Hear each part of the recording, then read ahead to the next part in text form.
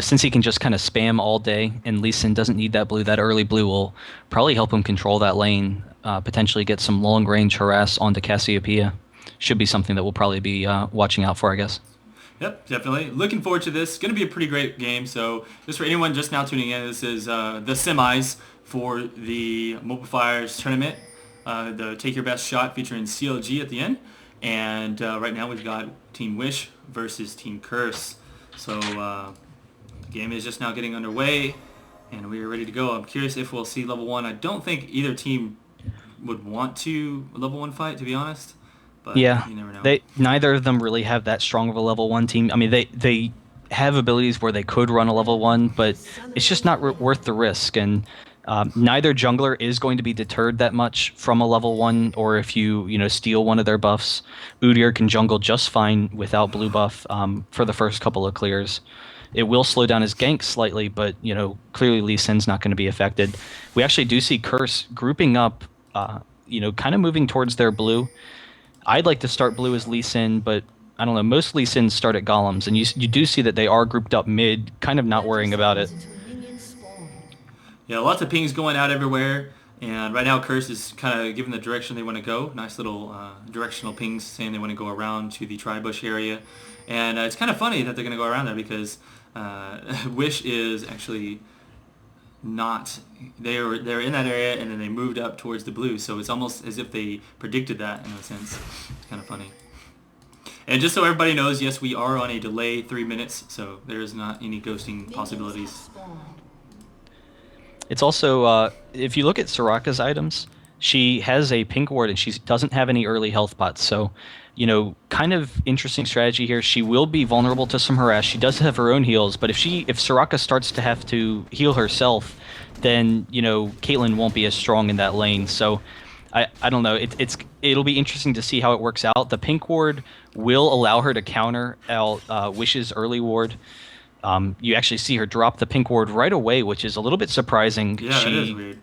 I would think that you would wait to see where Wish is going to drop the ward, and then you drop your ward so that your jungler can come gank. But yeah. Well, we'll see how it goes. They want that early gank, and that's the sole reason for the pink ward there. They want to go ahead and remove all possibility of Wish having that vision for when Udyr comes down. So I think that right now, as we talked about, Kog'Maw is just going to want to farm and not play too crazy. And as far as the health pushing on Soraka, generally Sorakas will just kind of hang back and not even get anywhere close to the fight. Let the AD carry take all the damage so that they can right focus. off the bat, we have Lee Sin coming up top. He throws off the slow, and Galio's flash is already down. And then a Udyr gank on bottom. Yes, this could be a first blood. I think it is.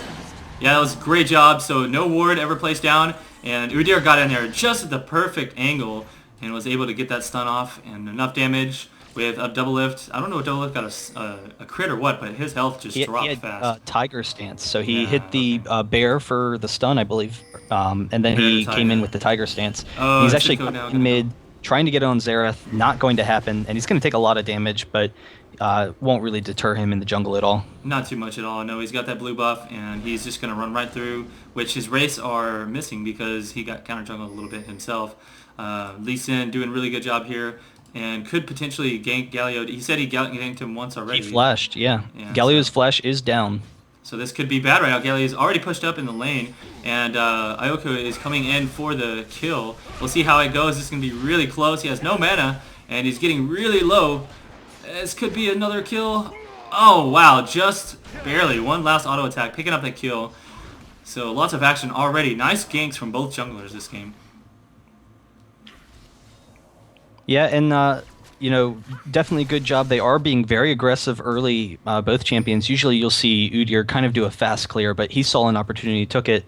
Bot should generally be okay, even though they did have the death there.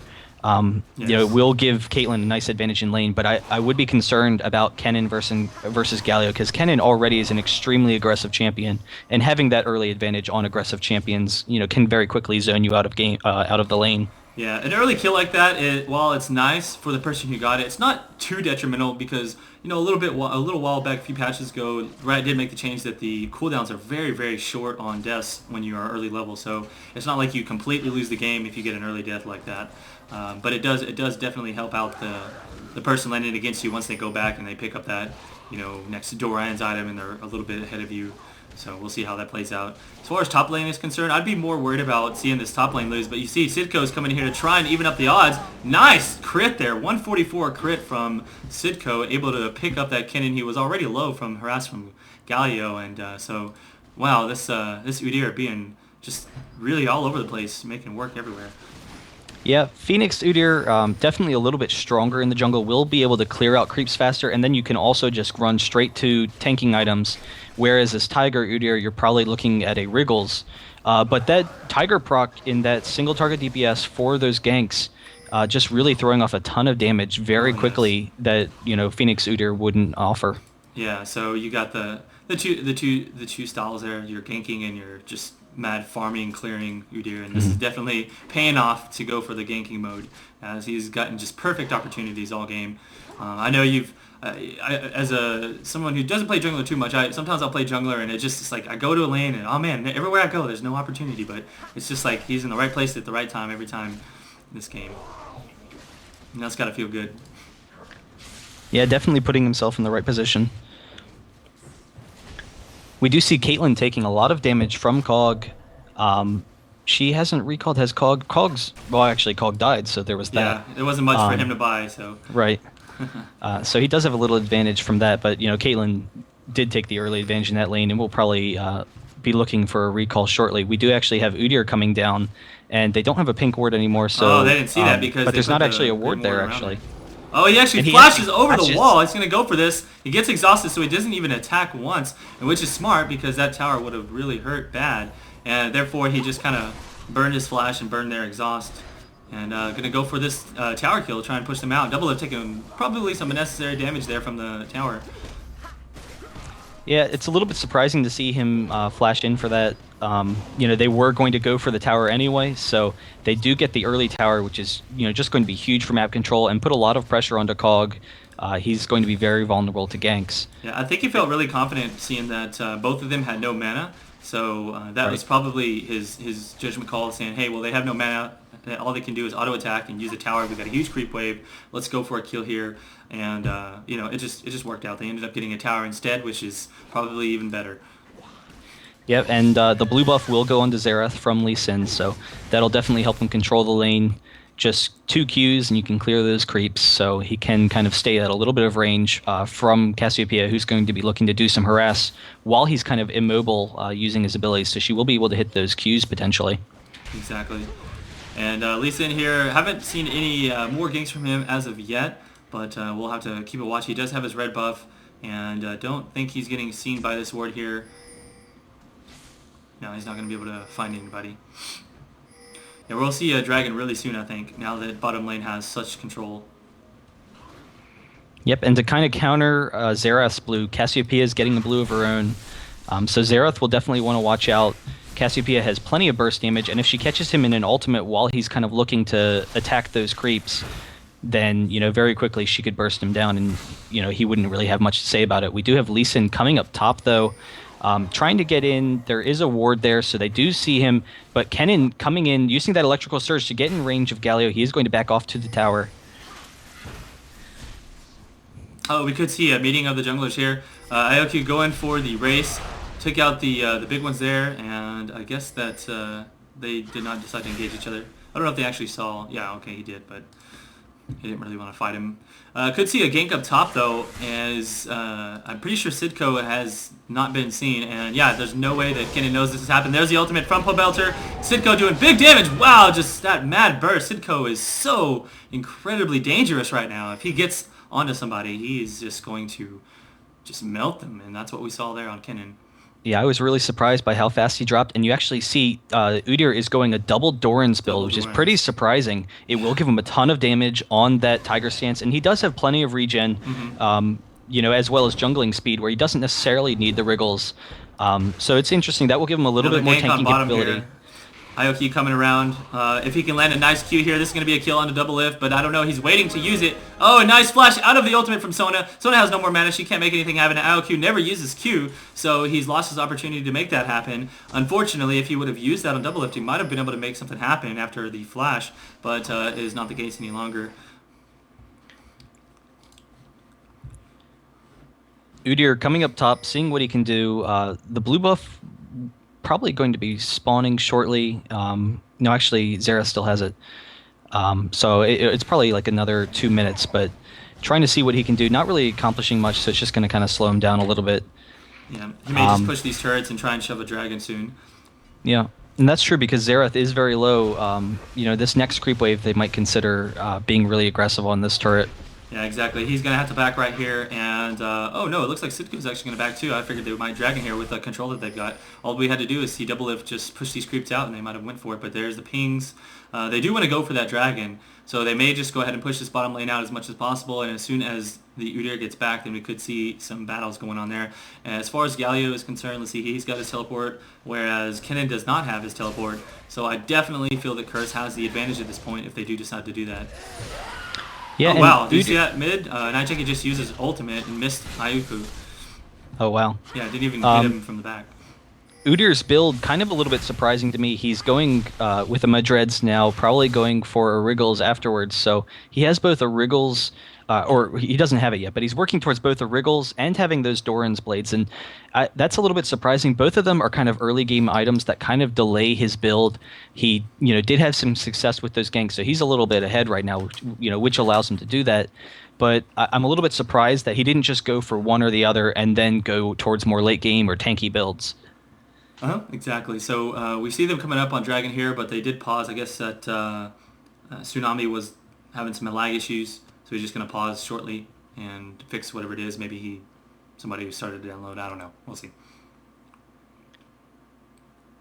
And I'm not sure that, even with with or without the pause or the lag issues, that Wish would be able to defend against this dragon. They are kind of grouping up, but there's no one there. Lee Sin, he's kind of on the other side of the map. Zerath is a little bit low, I believe. No, he's actually full health, so he's recalled. So he could, potentially be spamming over that wall. But even so, it's definitely still a numbers advantage for Curse in the meantime. And, Udyr with that Mudreds is going to take down that dragon exceedingly fast. The farm, pretty interesting. Cassiopeia, doing a very good job. Everyone's pretty even, actually, to take a look at the lanes, but Cog is 30 CS behind.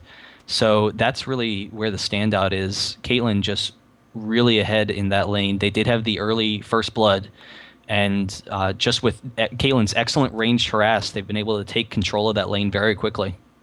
Yeah, that's a pretty big disadvantage at 10 minutes, 30 behind, and lost a tower. So Caitlyn is just showing, she's super strong, but I think a lot of that came from the ganks from Sitko, and that just really hurt him bad, and then he shut down both bottom and top lane. That's a pretty big deal, to be honest. Right.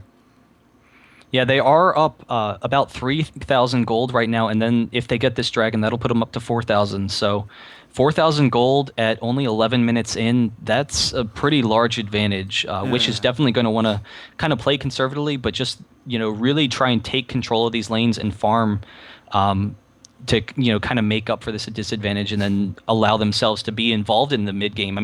If they don't even have a team or if they don't even have the same kind of gold as Curse, then team comp doesn't really matter. That's all it would come down to. Exactly. So, even without a dragon, having that much gold is a pretty big deal because you don't see that gold disadvantage until a couple of dragons and towers are taken out.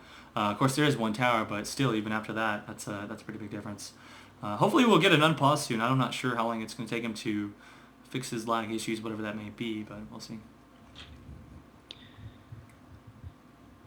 He says that he needs to change video settings, so I don't know if he thinks it's a computer issue. I don't know. That would be kind of a little bit surprising. Hopefully not, because if it's a computer issue, that might mean that it would persist. But it will probably be fine. It might be something to do with the different settings than on live tournament, since this is, live server, since this is the tournament server. He hasn't set his video settings properly. Oh, that's true. Yeah, because he's never played on this before, so could be that. I know. First time I was on there, I had to change my UI and all that good stuff. But cool thing is now I don't have to worry about that because we've got a pretty little observer mode here. Everything looks good at default. I don't have to do anything. Except for go to borderless, I guess, for streaming. Oh, I love borderless. You can just alt-tab so quickly. Oh, exactly. I don't have to use shift window every time. Yeah. Which is the same as borderless, but with more work. Okay, I think they unpause it. I'm hearing noises. Yeah, I am too, anything. though. Just, yeah, I'm not seeing anything. Yeah, I'm waiting. I think it does that every time it unpauses. It has to, like, catch up or something. I don't know. We'll see. Okay, so they did get that dragon. We missed that. Let's see. There's a kill. Looks like Ioku got a kill. Curse definitely got a... I think he got 2 kills. Who'd they get a kill on, though? Is there a big fight? Ioku killed Udyr. So, jungler killed jungler. Oh, wow, you're right. Yeah. And someone else died as well. But I don't know. Either way, Curse is ahead. They got the dragon. Yep. And in the meantime, Udyr did sneak up into that brush. The creeps came, but just a little bit too late. So Kennen didn't see that he was in that tough brush, but she definitely saw that. I don't know, why he was just kind of impatient there. I don't know if he's waiting for a flash and ulti or what. Yeah, and Lee Sin's going to come over, and Cassiopeia is taking blue, but he's kind of sneaking up like he's looking to take it. He throws off his Q and sees that it's not there. He might drop a ward and try and smite it, but Cassiopeia did pull it back into the brush. So she is going to be able to pick it up, and there it goes. Yeah, I may have expected it to have already been gone by the time, if he shot it, and he was like, oh, okay, it's not there. Alright, so, oh man, there's that long range artillery strike, not going to hit anything, but I am looking forward to seeing some crazy Xerath action. Have not seen any as of yet this game so far. Nijaki has been playing extremely well, haven't really seen any action from middle lane, mostly just from the junglers so far. Yeah, and I think it's the fact that Xerath is, primarily looking to farm and recognizes if he's too aggressive, because he has to stand still for so long, that Cassiopeia would be able to get those hits. Udyr is coming in, but Lee Sin's here as well. There's not really a chance for him to get in. There is the stun from Xerath, just a little bit of poke on him. He does have that blue buff. Mm-hmm. Here we go, Soraka coming in here. So dangerous, with that eye. She's gonna use her bananas. I'm kind of curious what she's looking to do. Like, I'm waiting for her to pop out of the lane and be like, haha, I'm queuing you. Yeah. She actually didn't finish killing that ward. She got afraid. She decided to run away. I think the Xerath is sitting here thinking, come on, come get the ward. Just waiting on the other side. You definitely don't want to be too aggressive about taking down wards. That's a big issue. But Lee Sin jumping into Cassiopeia throws him back. She's going to flash over this wall, so she's going to get out okay. But her flash is down, and she is kind of low right now. So Xerath potentially will be able to control the lane for a little bit. Yeah. Udyr is sitting in this brush waiting for Lee Sin to come in. He does see him. Is he going to jump on him? Just kind of letting him go by. I don't know if he maybe didn't think he could reach him or if he was concerned about the rest of the team pinching him. True. I don't know if Lee Sin knew it was there. I couldn't see which way Udyr came in from. But down here on bottom, double lift is now exhausting onto Hello, but I don't think this is going to do much. Oh, yeah, now it will because here comes Udyr. And lots of flashes being used. There's an ulti. Will he block it? Yes, he does. He's going to be fine, but he is going to be pushed back out of the lane, and they may be able to take this tower. They've got plenty of creeps here, and Double Lift needs to stop taking tower hits. He does that a lot, it seems, and so they're just going to back off now that Xerath is on bottom here. But that gives Cassiopeia the time to take this middle tower. Will Ioku be able to stop him? I think that Cassiopeia will be back just in time to not kill it, but next wave that she pushes up, she'll definitely take that tower out. Yep, and Curse is coming down. They do recognize that they are at a serious advantage right now, so they're going to come and take this red buff. That's definitely going to slow down Lee Sin's ganking potential and kind of remove that opportunity from them to kind of get back into this game. Kennen clearing up creeps. I don't know. They're mostly just farming top, so... Yeah. At this point in the game, they're both high enough levels so they can easily clear creep waves at range without being in too much trouble. So Tameful is just going to keep his ward down, which he doesn't have. But I guess, yeah, well, if he had a ward, that would be nice. But I guess he's going to be good. He's got his lightning rush and his flash, so he should be safe other than that.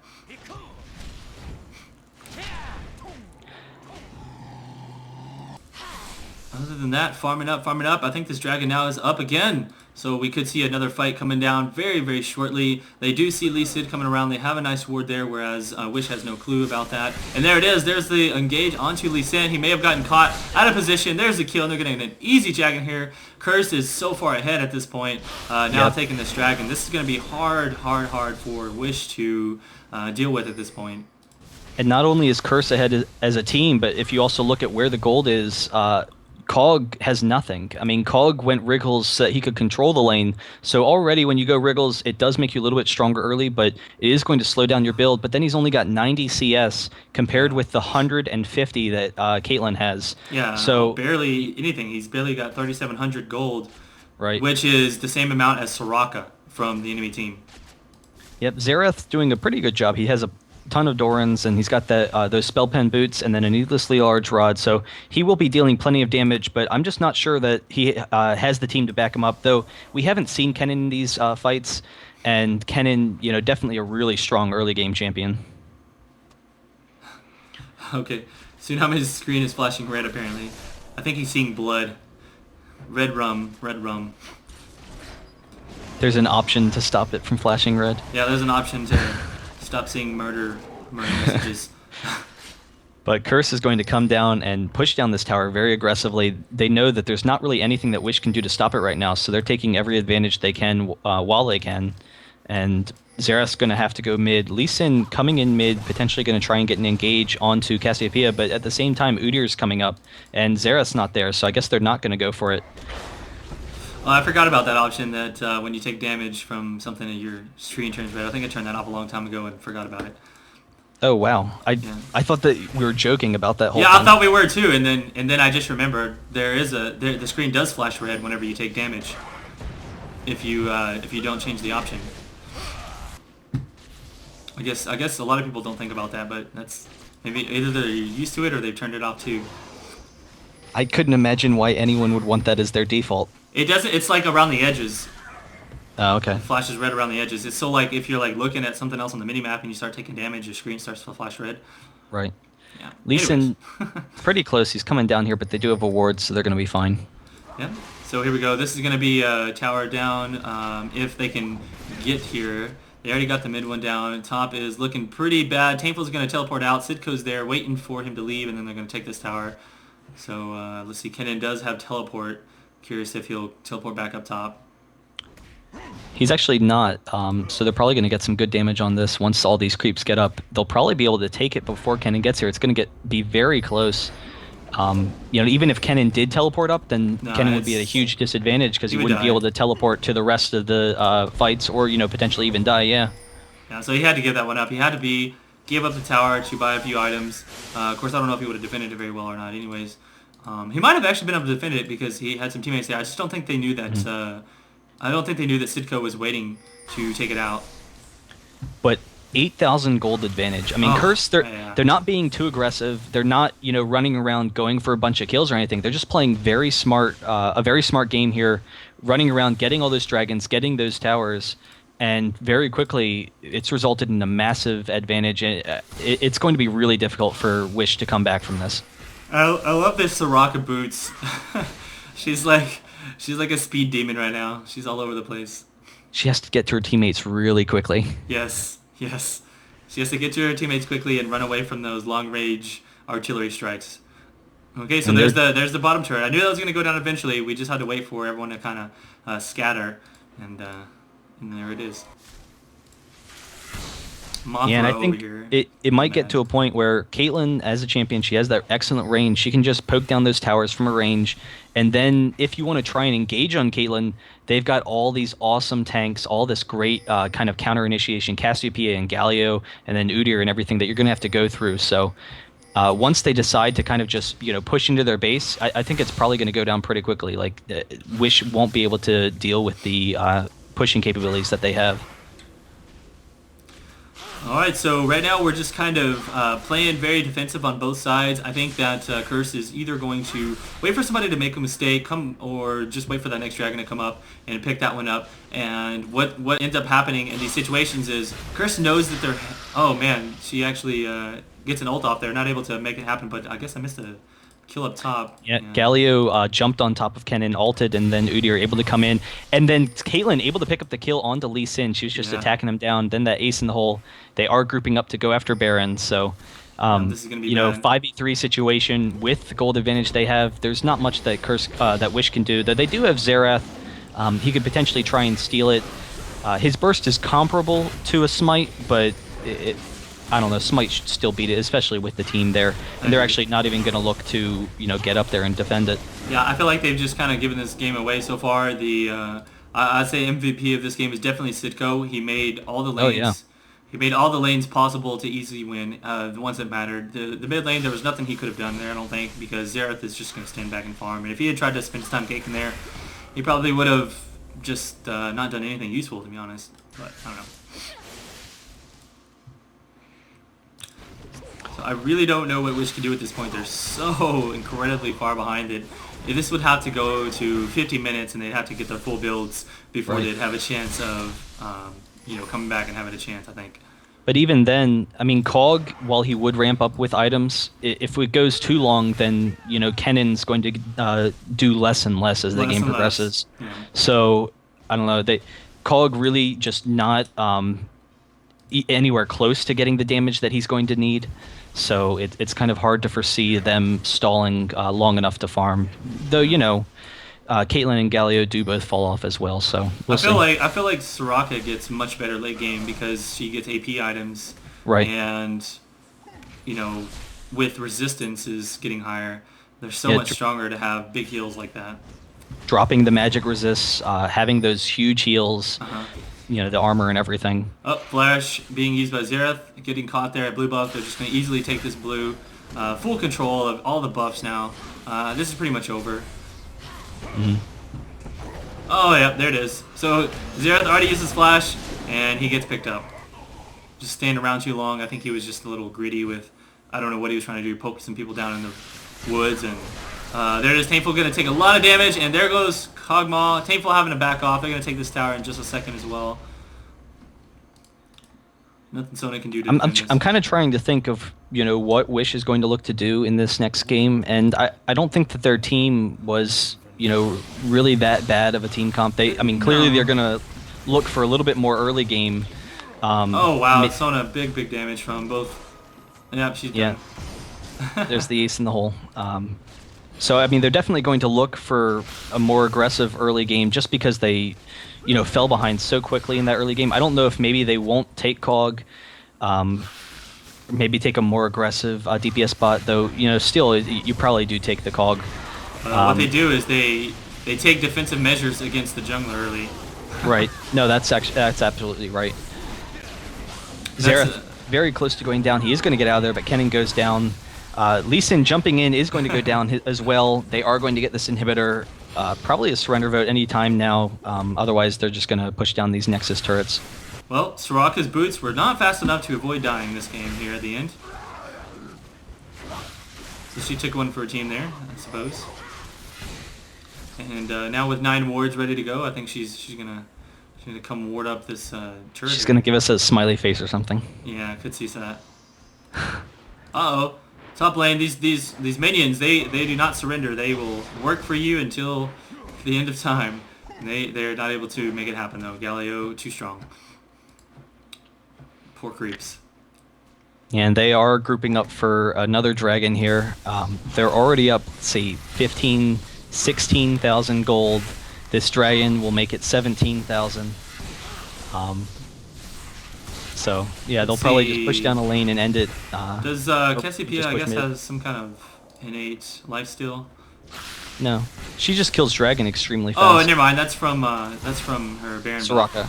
No, Baron buff. Yes, yeah. I was like, what is she healing from? I'm seeing the numbers pop up. I forgot that it pops up when you have the Baron buff because it's such a big regeneration amount. Yeah, that's one thing that makes Baron buff so strong, just being able to keep yourself alive with regeneration. Oh.